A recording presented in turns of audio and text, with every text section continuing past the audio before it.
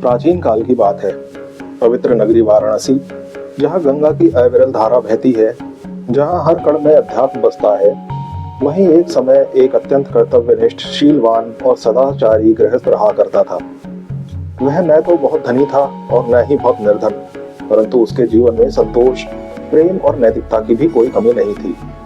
उसका छोटा सा परिवार था, एक स्नेहमयी पत्नी और 3 सुशील बेटियां। उनका घर भले ही साधारण था, किंतु वहां प्रेम, विश्वास और परिश्रम की समृद्धि थी। वह गृहस्थ प्रतिदिन परिश्रम करके जो कुछ कमाता, उसी में परिवार का पालन पोषण करता था। उसकी पत्नी गृह कार्य में निपुण थी और बेटियां आज्ञाकारी और संस्कारी थीं। परंतु विधि को कुछ और ही मंजूर था। अल्पायु में ही उस गृहस्थ का असमय निधन हो गया। उसकी मृत्यु ने पूरे परिवार को गहरे शोक में डुबो दिया। पत्नी पर जैसे वज्रपात हो गया और बेटियां पिता के स्नेह से वंचित हो गई। उसके जाने के बाद परिवार की आर्थिक स्थिति धीरे धीरे बिगड़ती चली गई।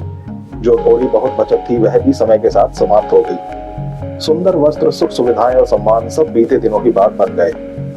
अब वही पत्नी और बेटियां जो कभी सुसज्जित और प्रसन्न दिखती थी, फटे पुराने वस्त्रों में जीवन गुजारने को विवश हो गई। मृत्यु के पश्चात उस गृहस्थ का पुनर्जन्म एक स्वर्ण हंस के रूप में हुआ। यह कोई साधारण हंस नहीं था।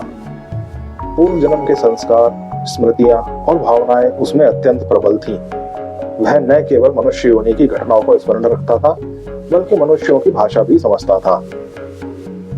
उसके मन में सबसे गहरा भाव था अपने परिवार के प्रति मोह और करुणा। समय बीतता गया पर उसका मन बार बार उसी घर, उसी पत्नी और उन्हीं बेटियों की ओर खिंचता रहा।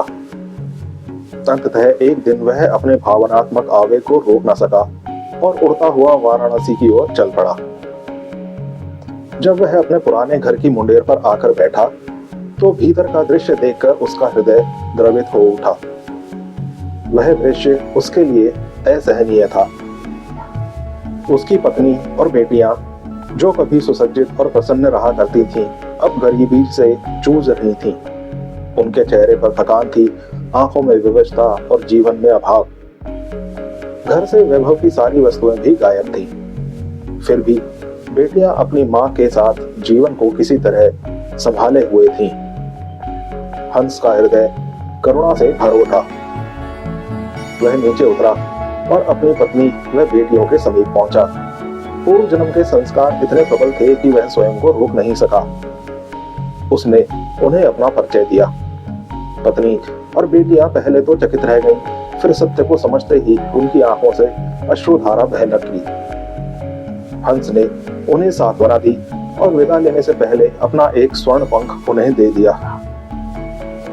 इसे बेचकर तुम अपना दारिद्र्य दूर कर सकोगी। इतना कहकर वह स्वर्ण हंस उड़ गया। इसके बाद वह स्वर्ण हंस समय समय पर वाराणसी आता रहा। हर बार वह परिवार को एक स्वर्ण पंख देकर चला जाता। बेटियां इस सहायता से संतुष्ट थीं। वे जानती थीं कि यह ईश्वर की कृपा है और इसे संयम से उपयोग करना चाहिए। परंतु उसकी पत्नी का हृदय वैसा नहीं था। उसके मन में लोभ धीरे धीरे जड़ जमाने लगा। वह सोचने लगी, एक एक पंख लेने से भला क्या होगा?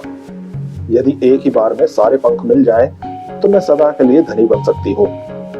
उसने यह बात अपनी बेटियों को बताई, परंतु बेटियों ने इसका कड़ा विरोध किया। उन्होंने समझाया, माँ, यह पाप होगा। जो हमें प्रेम से दिया जा रहा है, उसे बलपूर्वक लेना अनर्थ करेगा। पर लोभ तो अंधा होता है। पत्नी ने बेटियों की बात अनसुनी कर दी। एक दिन संयोगवश जब बेटियां घर पर नहीं थीं, तभी वह स्वर्ण हंस वहां आया। पत्नी ने इस अवसर को अपने लिए उपयुक्त समझा। वह बड़ी मृदुता और प्रेम से उसे पुचकारने लगी। पूर्व जन्म की पत्नी पर अटूट विश्वास रखने वाला हंस नल प्रपंच से अनभिज्ञ खुशी खुशी उसके पास आ गया। अचानक उस स्त्री ने उसकी गर्दन पकड़ ली और एक ही झटके में उसके सारे पंख नोच डाले। हंस दर्द से करा उठा। उसका शरीर खून से लथपथ हो गया। निर्दयी स्त्री ने उसे लकड़ी के एक पुराने संदूक में फेंक दिया। जब वह औरत उन पंखों को समेटने लगी, तो उसके हाथों में केवल साधारण पंख ही आए, क्योंकि जो धन लोभ और हिंसा से प्राप्त किया जाए वो तो टिकता ही नहीं है। जब बेटियां घर लौटी और यह दृश्य देखा तो वे सब समझ गईं। उन्होंने रोते हुए हंस की सेवा शुश्रूषा की। कुछ ही दिनों में वह स्वस्थ हो गया। उसके पंख फिर उगाए, पर अब वे स्वर्ण के नहीं थे। जब वह उड़ने योग्य हुआ तो वह उस घर से उड़ गया और फिर कभी वाराणसी लौटकर नहीं आया। तो दोस्तों, इस कहानी की सीख यही है कि लोभ मनुष्य को अंधा कर देता है। विश्वासघात का फल कभी भी सुखद नहीं हो सकता और संतोष ही सच्चा धन होता है।